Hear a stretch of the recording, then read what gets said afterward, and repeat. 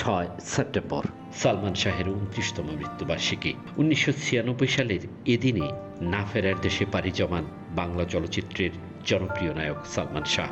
তার রহস্যজনক ও হঠাৎ মৃত্যুর খবর যেন পুরো জাতিকে স্তব্ধ করে দিয়েছিল। সালমান শাহ কোটি কোটি বাঙালির মনে আজও রয়ে গেছেন ভালোবাসায়, শোকে ও ভক্তিতে।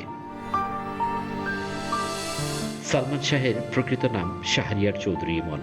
জন্ম 1971 সালের 19 সেপ্টেম্বর সিলেটে।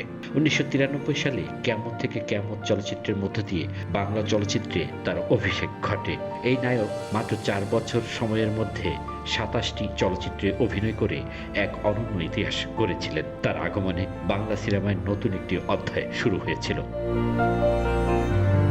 সালমান শাহ অভিনীত কিয়ামত থেকে কিয়ামত, তোমাকে চাই, স্বপ্নের ঠিকানা, অন্তরে অন্তরে, দেনমোহর, প্রিয়জন সহ একের পর এক হিট সিনেমা উপহার দিয়ে দর্শকদের হৃদয়ে চিরস্থায়ী জায়গা করে নিয়েছিলেন তিনি। 1996 সালের 6 সেপ্টেম্বর সকালে রাজধানীর ইস্কাটনের নিজ বাসায় সালমান শাহকে মৃত অবস্থায় পাওয়া যায়। শুরুতে তার মৃত্যুকে আত্মহত্যা হিসেবে প্রচার করা হয়েছিল। তারপরেও এই মৃত্যু ঘিরে তৈরি হয় নানা প্রশ্ন ও রহস্য। এখন পর্যন্ত তা নিয়ে নানা বিতর্ক, তদন্ত ও আইনি লড়াই চলছে, কিন্তু তার প্রকৃত মৃত্যুর কারণ আজও পরিষ্কার নয়। তার অকালে চলে যাওয়া দেশের চলচ্চিত্রের অগ্রযাত্রায় এক বিরাট শূন্যতা তৈরি করে, যে শূন্যতা আজও পূর্ণ হয়নি। আজও ইউটিউবে তার সিনেমা মিলিয়ন মিলিয়ন মানুষ দেখেন।